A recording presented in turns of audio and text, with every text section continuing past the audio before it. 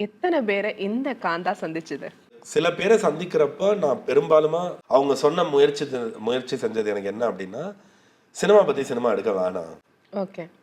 அது என்னைக்குமே ஜெயிச்சது இல்ல அப்படின்னாங்க. அப்ப அந்த நான் மித்த கூட நீங்க வந்து இப்போ பிரேக் பண்ணியிருக்கீங்க. ஆமா. இல்ல அப்ப முன்னாடி ஓகே. ஜிகர்தண்டா பிரேக் பண்ணிடுச்சு.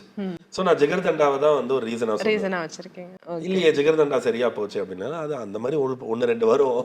ஆனா காலங்காலமா என்னைக்குமே சினிமா பத்தின சினிமா பெருசா போகாது. ஓடுனது இல்ல, வொர்க் அவுட் ஆனது இல்ல அப்படின்னுவாங்க. சோ அதனால அவங்க கொஞ்சம் பயப்பட்டாங்க. இதெல்லாம் சுத்தமா பயப்படாதது வந்து ராணா தான். அதுக்கப்புறம் நாங்க துல்கர் அவர சந்திச்சு, இந்த படத்த நடிக்கணும்னு அவர் ஒத்துக்கிறதுக்குள்ள வீரப்பன் அமைஞ்சிருச்சு. ஓகே.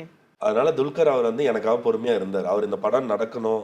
ஆனா நானும் ராணா அவர்களும் வந்து நெறைய எழுத முயற்சி செஞ்சோம். துல்கர் அவர் வந்து "டேய் எவ்வளோ நேரம்டா யோசிப்பீங்க, பேசுவீங்க, வாங்க போய் எடுக்கலாம்." ஓகே. அப்படின்னு சொன்னது. ஆனா துல்கர் அவரோட சப்போர்ட் வந்து எனக்கு ரொம்ப ரொம்ப முக்கியமான ஒரு விஷயம். ஓகே. இந்த படம் ஓகே. அமைய.